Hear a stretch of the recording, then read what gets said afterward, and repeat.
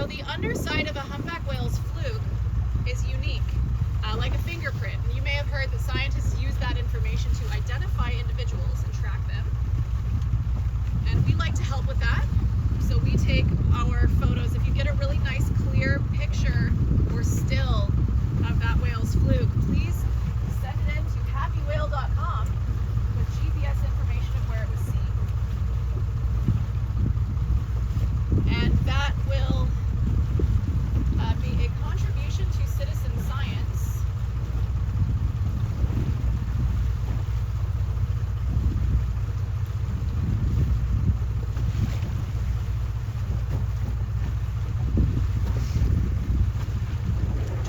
Neutral. Oh.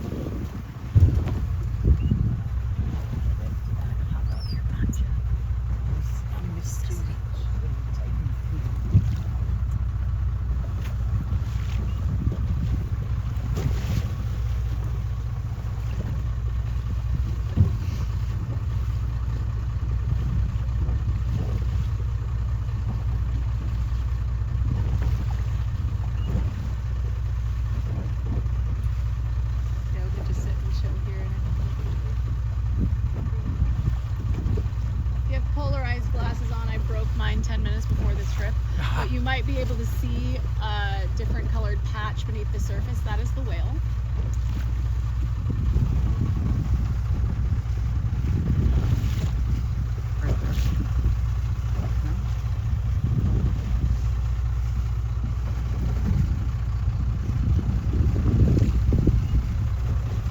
And that was only one, obviously. So we're looking for, we always have to keep track of where both of them are.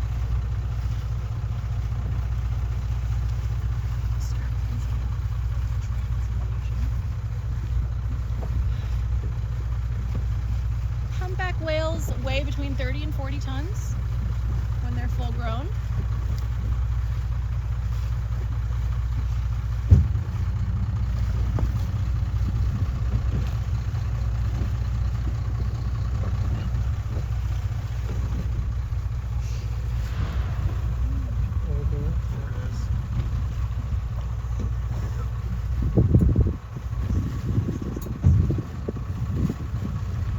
Ocean Adventure is Dolphin Safari.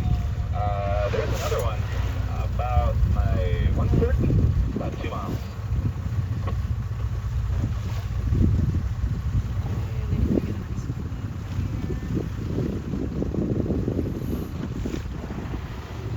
At your 130? Yeah, kind of in a straight line. If you put, you know, in between our boats here, straight line out.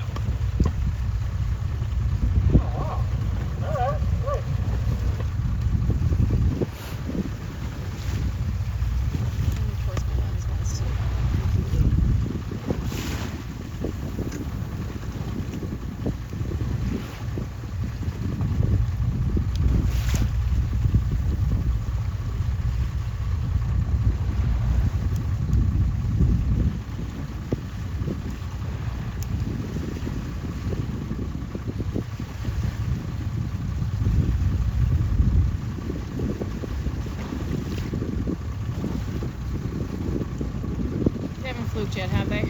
Adjusting my focus. No. Sweet, thank you.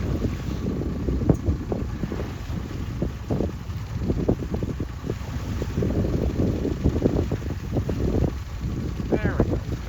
One, and then one has a really pale, more white on the underside of its fluke.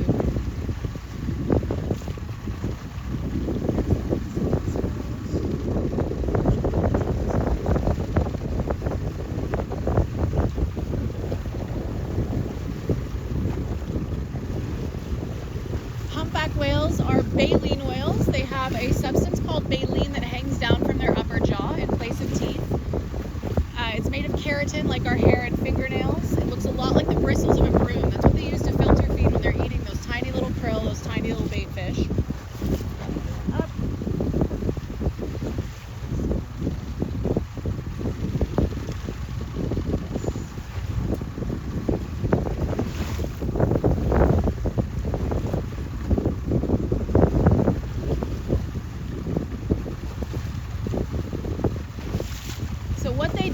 when they hear there's enough food in front of them, which they do use their sense of hearing to know whether it's even worth it to open their mouth or not. It can burn over 1,000 calories just to open and close their jaws one time.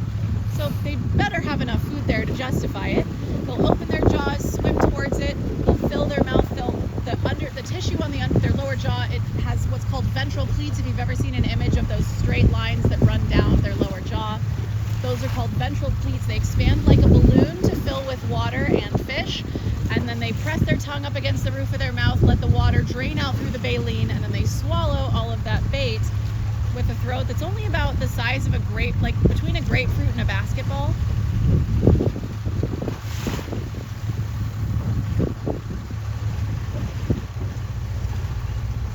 And while it's normal to see a mother and a calf together, if that's what we're looking at, which I do think it is, if that is normal, they'll be independent of mom within about the first year of life. So after about a year, that's when they'll go off and be independent, and then they'll only mingle with other humpback whales really for social purposes once a year during their mating and breeding season. They may feed in the same area with each other if there's enough food there, but they're considered somewhat solitary. I think that's a somewhat misleading word for them.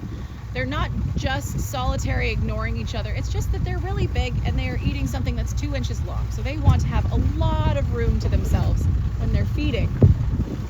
So up at our 11 o'clock,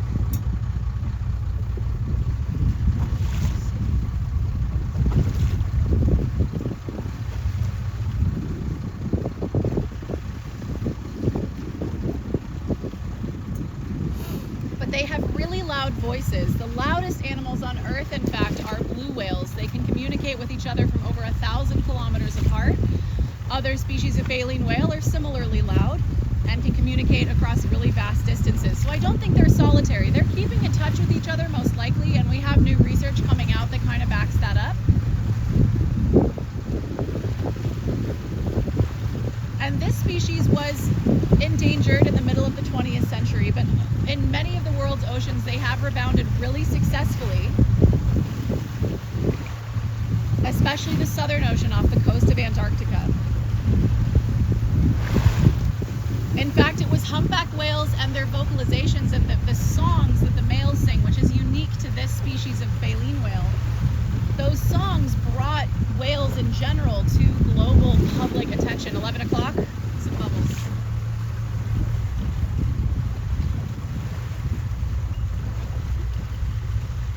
It could be like a mola mola or something, but I think it's a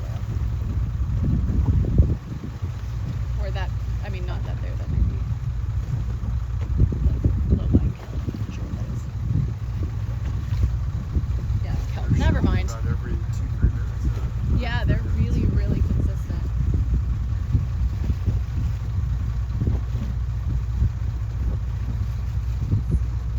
But the male humpback whale sings these really elaborate songs, these musical phrases that last 10 to 15 minutes at a time, a song that repeats those phrases for about an hour to an hour and 15 minutes. And they will all work on those songs together. They will slowly morph and evolve across the breeding season, and you can follow it geographically. It's really fascinating behavior. So they're all working together to compose this song. Now, female humpback whales, they do vocalize, but they don't sing. Singing is, we don't have fish, sorry. But singing is unique to the males, mostly because females, once they reach full maturity, they will be having a calf between every 2 to 5 years, and calves are vulnerable to killer whales. So the only way to hide when you're out in there's no like big rocks to hide behind or forests to travel in. You just have open ocean. It's endless ocean and endless sky. So what you do instead is you stay quiet. And so the females, they will vocalize, but they'll mostly whisper. They are really quiet when they communicate with their calves. And then they have a coloration known as countershading. We saw a really, really good look at these humpback whales' backs. They're dark on their back. They are mammals just like we are, so they're warm-blooded. 11 o'clock, moving to our 12. This is a really good position if we want some pictures of their flukes. Which I definitely do.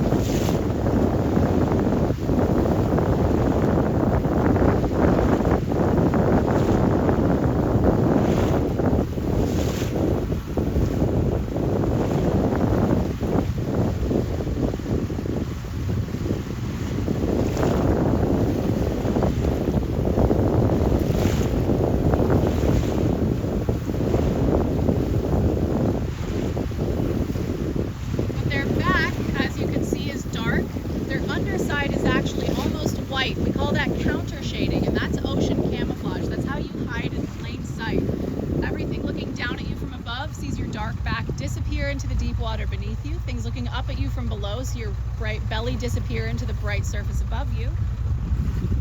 And many of the cetaceans that we have all have that similar counter shading. Most of them have a similar coloration with lots of variation there.